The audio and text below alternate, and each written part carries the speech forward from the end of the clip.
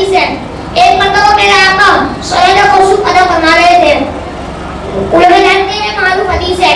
دوران نماز میرے آقا نے ہاتھ بڑھایا. نماز کے بعد صحابہ نے عرض کیا یا رسول اللہ آپ نے نماز میں ہاتھ کیوں بڑھایا؟ پیارے نبی نے ارشاد فرمایا میں نے نماز میں ہاتھ بڑھایا کیونکہ میں نے نماز میں ہاتھ بڑھایا. جنت میں ایک گوشہ تھا, اگر میں اسے توڑ کر لاتا تو رہتی دنیا تک تم اسے کھاتے رہتے, وہ کبھی ختم نہ ہوتا, تم ختم ہو جاتے, لیکن وہ کبھی ختم نہ ہوتا. میرے آقا کے اختیارات پر کلام کر رہا ہوں کہ میرے آقا کو اختیار کتنا ہے. میرے آقا صحیح حدیث, صحیح بخاری کی حدیث کے مطابق ہاتھ بڑھائے تو میرے آقا کا ہاتھ جنت پہنچ سکتا ہے. تو تمہیں کچھ اندازہ ہے کہ جنت کتنی دور ہے؟ حیدرآباد والوں کبھی تم بھی پکارتے ہو نا یا رسول اللہ انظر حالنا یا حبیب اللہ اسمع قولنا.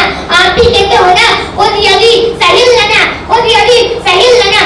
آقا میرا ہاتھ پکڑو, آقا مدد فرماؤ, آقا مدد فرماؤ. کہا جاتا ہے ممکن نہیں, اللہ سے مانگو. آقا سے مانگنا شرک ہو جائے گا.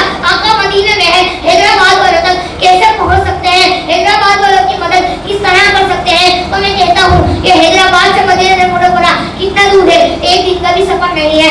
اگر جہاز پہ بھی سفر کرتے ہو تو زیادہ سے زیادہ ایک دن میں پہنچ جاؤ گے. لیکن تمہیں کچھ اندازہ ہے کہ مدینہ منورہ سے جنت کا سفر کتنا ہے؟ تو میرے آقا ہاتھ بڑھائے تو میرے آقا کا ہاتھ صحیح بخاری کی حدیث کے مطابق جنت پہنچ سکتا ہے. تو میرے آقا حیدرآباد والوں تک کیوں نہیں پہنچ سکتے؟ ان کی مدد کیوں نہیں کر سکتے؟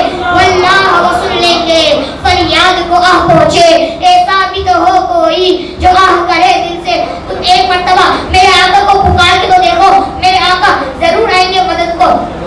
اللہ تعالیٰ نے حضور کو تمام اختیار فرماتی ہے. اگر میرے آقا انگلی اٹھائے چاند کا ٹکڑے ہو جاتا ہے. اگر میرے آقا دعا کے لیے ہاتھ بلند کرے تو دعا وہ سنا